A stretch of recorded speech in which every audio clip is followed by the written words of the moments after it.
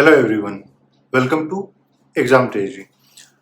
आज की इस वीडियो में हम लोग डिस्कस करने वाले हैं CUET इंग्लिश के लिए कौन कौन सी टॉपिक्स को कवर अप करनी है और इसका प्रैक्टिस कैसे किया जाए और कहाँ से प्रैक्टिस मटेरियल्स जो है मिल सकता है। जितने भी ऐसे स्टूडेंट हैं जो इस बार BA का एग्जाम देने वाले हैं, चाहे वो फॉरेन लैंग्वेज के लिए हो या आर्ट्स हो, साइंस हो, जो भी चीज़ के लिए हो, जितने ऐसे स्टूडेंट हैं जो CUET के अंदर जो है इंग्लिश का आपने चूज किया है, जो इंग्लिश एज ए लैंग्वेज, जितने ऐसे स्टूडेंट हैं जो इंग्लिश के लिए एग्जाम देंगे, तो आपको पता होगा कि इंग्लिश में जो है टोटल आपसे 50 क्वेश्चंस पूछे जाएंगे और इस 50 क्वेश्चन में आपको 40 क्वेश्चन जो है अटेम्प्ट करना है और हर एक क्वेश्चन जो है 5 मार्क्स का होगा।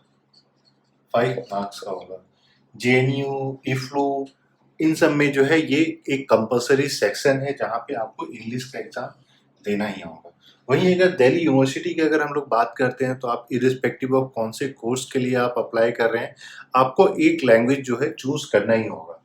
तो जिससे जितने भी ऐसे स्टूडेंट हैं जो इंग्लिश के लिए चूज कर रहे हैं, दिल्ली यूनिवर्सिटी के लिए आप लोगों ने फॉर्म भरा है, तो इस वीडियो को पूरा देखिए। और इसके साथ ही मैं बता दूं कि एग्जाम ट्रेजी की तरफ से इंग्लिश का स्टडी मटेरियल लॉन्च किया जा रहा है, या फिर आप बोल सकते हैं इंग्लिश का प्रैक्टिस सेट। और प्रैक्टिस सेट के अंदर जो है हम लोग आपको जो ग्रामर के जो नोट्स हैं वो भी प्रोवाइड करेंगे। और इसके साथ साथ आपको एक डिटेल में बता दूं कि क्या क्या मिलेगा। तो जितने भी जो आपके टॉपिक्स होते हैं, टॉपिक वाइज आपको जो है 10 सेट्स दिए जाएंगे, जिसमें हर एक सेट में आपके 10 क्वेश्चन होंगे और इसके साथ ही जो है आपको प्रैक्टिस सेट दिया जाएगा जो आपके 50 क्वेश्चंस जिसमें आपके होंगे और 50 क्वेश्चंस होंगे इसमें, और ये जो है आपको एटलीस्ट 20 सेट्स जो है प्रोवाइड किया जाएगा। तो एक बार देख लेते हैं कौन कौन सा टॉपिक है जो इसमें कवर अप किया जाएगा और इंग्लिश के प्रिपरेशन के लिए आपको क्या क्या टॉपिक को कवर अप करना है। पहला हो जाता है एंटोनिम, दूसरा हो जाता है सिनोनिम। एंटोनिम सिनोनिम वो एक ऐसा टॉपिक है जो कि हर एक एग्जाम में पूछा ही जाता है। एंटोनिम मतलब जो वर्ड वोकैब हो जाता है जिसका अपोजिट मीनिंग आपसे पूछा जाएगा। सिनोनिम हो जाता है मतलब जिसका सेम मीनिंग होगा। थर्ड पे आप मान के चलिए कि पैसेज या कॉम्प्रिहेंशन। कॉम्प्रिहेंशन पैसेज आपको करना ही करना है। फोर्थ पे आ जाता है आपका फिल इन द ब्लैंक्स, ठीक है।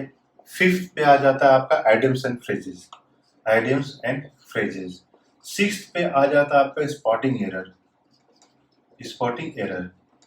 सेवंथ पे आ जाता है आपका sentence improvement, sentence improvement. Sentence improvement for example जैसे मान लीजिए कोई स्टेटमेंट दिया गया है और उस स्टेटमेंट के एक पार्ट को अंडरलाइन कर दिया जाता है और उसके बदले आपको 4 ऑप्शन दे दिए जाते हैं और लास्ट ऑप्शन होता है कि नो इम्प्रूवमेंट।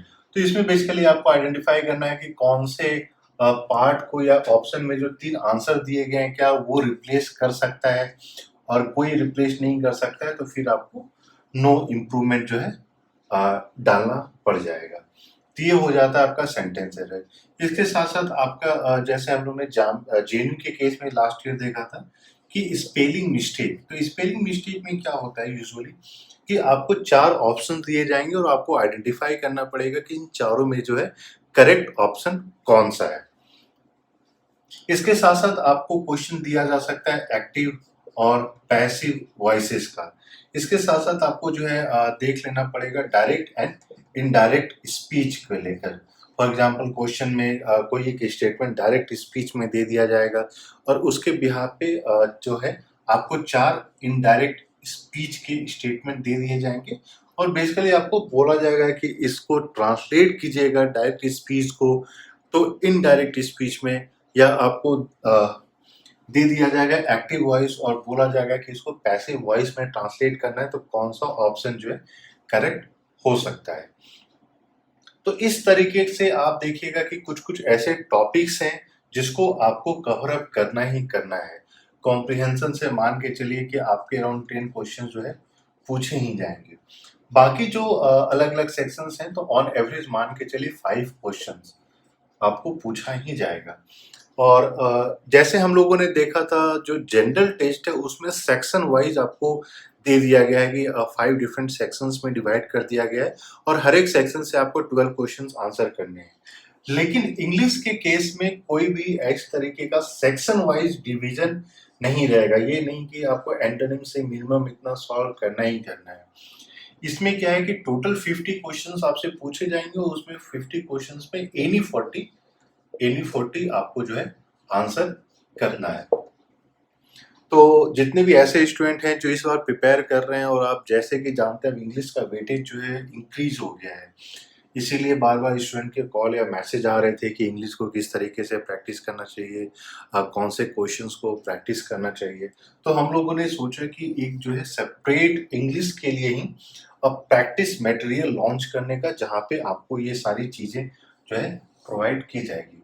इसके साथ साथ हम लोगों ने ये भी प्लान किया है कि जेएनयू के लास्ट 20 ईयर्स में जो इंग्लिश के क्वेश्चंस हैं वो भी आपको as a practice set provide कर दिया जाएगा apart from all these questions. ये तो आपको दिया ही जाएगा, लेकिन जो लास्ट आप बोल सकते हैं 20 ईयर्स से 2002 से लेके 2021 तक का इंग्लिश का क्वेश्चन जो भी पूछा गया है वो भी आपको दे दिया जाएगा ईयर वाइज, सो दैट वो भी एक एडिशनल क्वेश्चंस हो जाता है जिससे कि आप प्रैक्टिस कर सकते हैं।